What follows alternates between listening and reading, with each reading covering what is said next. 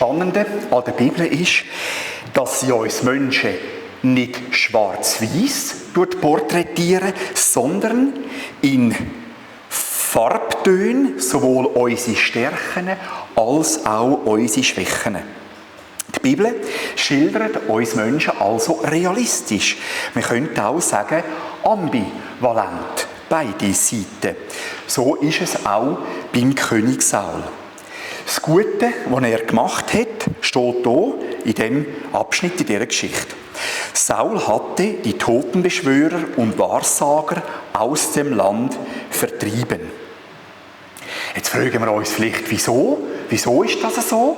Wegen dem schauen wir noch zusammen den Hintergrund an. Werfen wir einen Blick auf die 10 Gebote, auf den Anfang, wo Gott sagt, ich bin der Herr, dein Gott, der ich dich aus dem Land Ägypten, aus dem Sklavenhaus herausgeführt habe.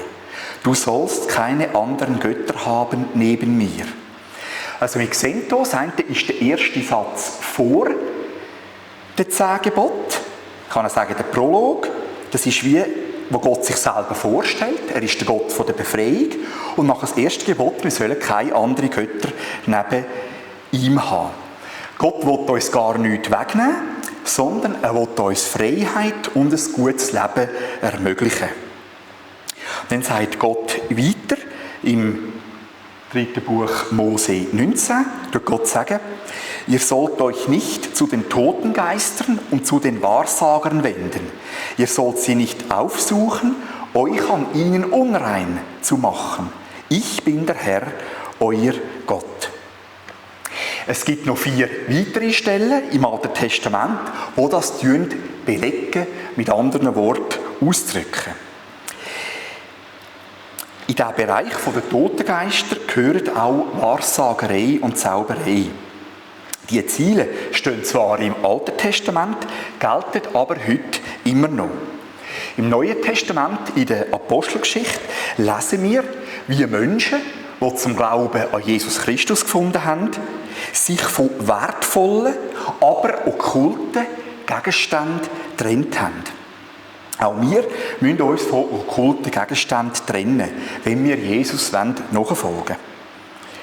Heutzutage werden ja Hexen teilweise wieder gefeiert, auch in unseren Nachbardörfern. Wenn wir jetzt aber in die Kirchengeschichte schauen, dann sehen wir, dass Jesus die Gleichwertigkeit von Frauen mit den Männern, dass er das gegründet hat und im Verlauf der Kirchengeschichte auch den Frauen natürlich das Wahlrecht ermöglicht hat. Und das gibt es nur dank Jesus, dank seiner Liebe. Das gibt es aber nicht im Heidentum, in der Hexerei. Jesus ist der Beste. Also hat der König Saul hat auf Gott gehorcht und die aus Israel vertrieben. Es gibt noch einen weiteren Punkt. Als Saul das Heer der Philister sah, fürchtete er sich und sein Herz verzagte sehr. Der Saul hatte Angst vor dem Heer, vor dieser Armee der Philister. Die Kapitel vorher schildern uns, dass der König Saul eben ein Problem hatte mit Angst. Er hatte sogar Angst vor dem eigenen Volk, vor der Meinung vor dem eigenen Volk. Und das hat ihn dann in den Abgrund getrieben. Das hat ihn von Gott weggetrieben. Seine Menschenfurcht. Seine Furcht vor den Menschen. Und der Saul hat dann nicht mehr das gemacht, was Gott ihm gesagt hat. Und dann hat Gott ihn verworfen und stattdessen den jungen David als neuer König gesalbt und erwähnt. Also mit anderen Worten ausgedrückt, der König Saul hat den Zorn der Menschen mehr gefürchtet als den Zorn von Gott. Gott hat dann beschlossen, den Saul abzusetzen und dafür den David als neuen König einzusetzen. Die Angst an sich ist nicht das Problem. Ja, auch wir alle können ja Angst haben. Angst ist wie ein natürliches Gefühl. Die Angst an sich ist nicht das Problem, sondern wie wir mit unserer Angst umgehen. Das Verrückte ist, auch im 2. Punkt hat der Saul zuerst gut angefangen. Er hat gut gestartet. Er hat zuerst seine Hilfe bei Gott gesucht. Und Saul befragte den Herrn. Aber der Herr antwortete ihm nicht. Weder durch Träume, noch durch die Urim, noch durch Propheten. Die Urim, das sind 2 Los gewesen, mit denen man Gott hätte ein Ja- oder ein Nein-Frage stellen können. Und die Los, die sind in der Brusttasche vom Priester. Man konnte also Gott eine Ja-Nein-Frage stellen und dann hat der Priester das losgezogen und dann hat man die Antwort gehabt, Ja oder Nein. Also bis dahin hat der Saul gut gehandelt. Aber dann hat ihn auch sein Gottvertrauen verloren, seine Geduld war am Ende und er hat nicht mehr am Glauben an Gott festgehalten. Seine Angst hat ihn dann eben zu dieser Totenbeschwörerin in Endor getrieben. Da sagte Saul zu seinen Knechten: Sucht mir eine Frau, die Tote beschwören kann, damit ich zu ihr gehe und sie befrage. Mit der Egelfigur sehen wir da vorne die Szene dargestellt, wie der König Saul seine Krone abgeleitet hat, abgenommen hat, sich verkleidet hat. 2 Leibwächter beschützen ihn mit Lanzen. Er geht verkleidet zu dieser Totenbeschwörerin von Endor, wo am Boden sitzt. Weil Gott weiss, dass wir sehr schnell Angst haben können, tut er 86 Mal in der Bibel sagen: Fürchte dich nicht, fürchtet euch nicht. Es gibt noch ein gutes Sprichwort, das ich erfahren habe, das lautet: Angst ist die Sprache der Hölle. Angst ist die Sprache der Hölle.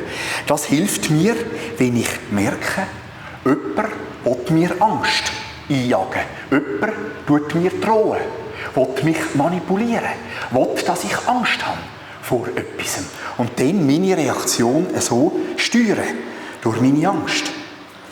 Leider gibt es auch Menschen in der Kirchengemeinde, die ich glaube, sind von einem sehr angsterfüllten Gottesbild geprägt.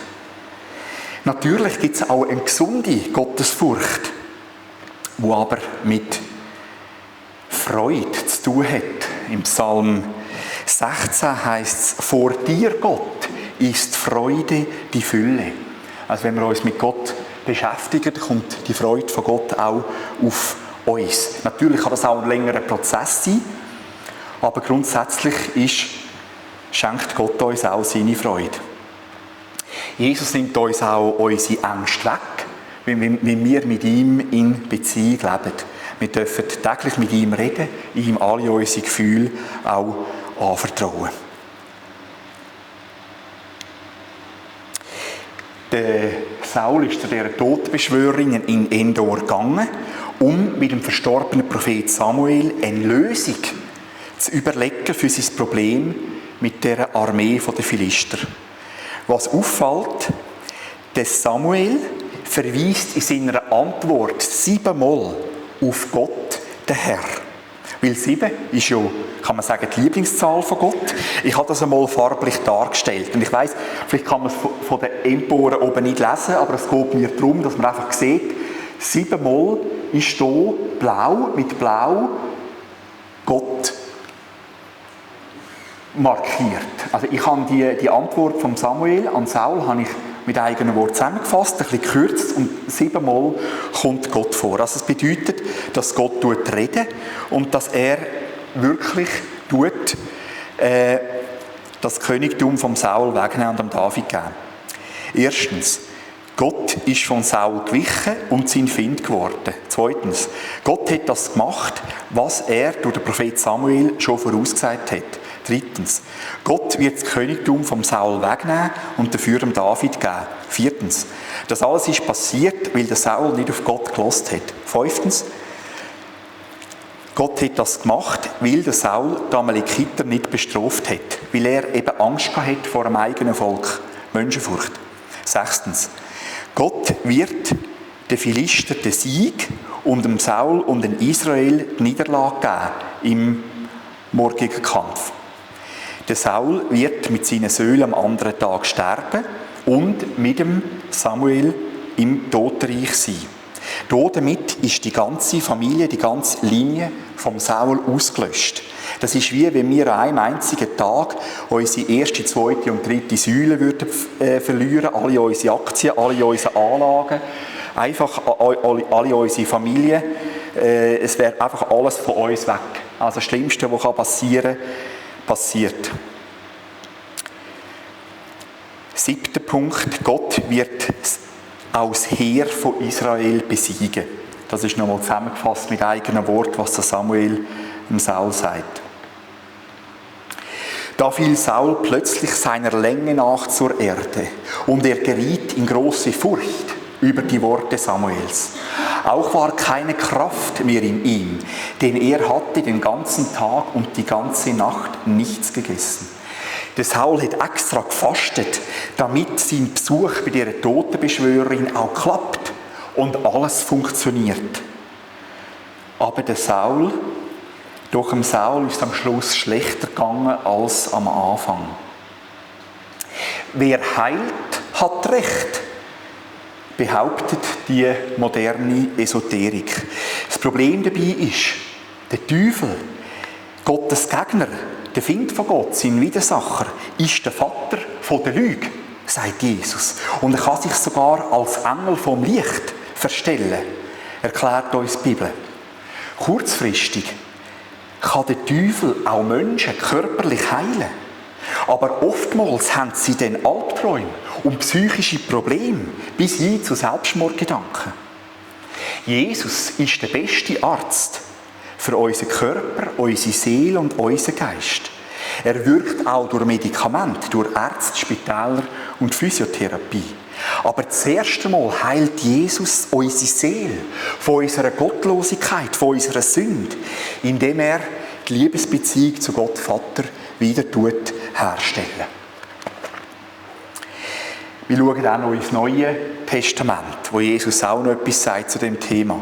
Jesus erklärt im Lukas-Evangelium: Gott ist aber nicht der Gott der Toten, sondern von Lebenden, denn für ihn leben alle.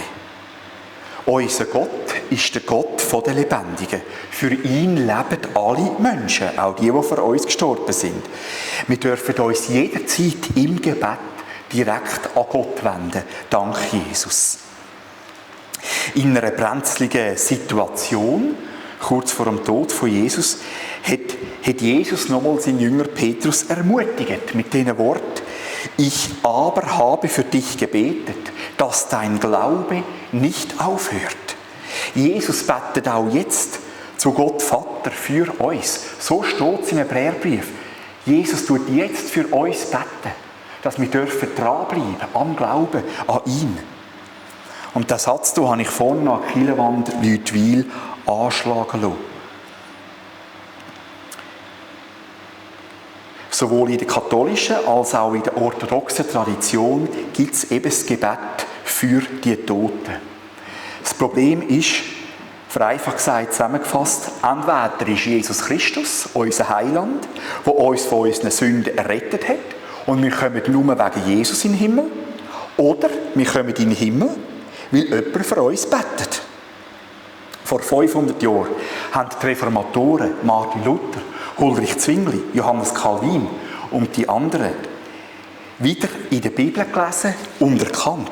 Nur unser Glaube an Jesus rettet uns. Früher war es eben so, dass wir auch Geld zahlen konnten. Und dann haben die Nonnen und die Priester und die Mönche haben dann Totenmessen gelesen. Also wir konnten Geld geben und nachher hat es Gottesdienst gegeben, speziell für die Verstorbenen. Und man hat dann geglaubt, dass die Leute weniger lang im Fegfeuer sind und dafür schneller in den Himmel gehen können.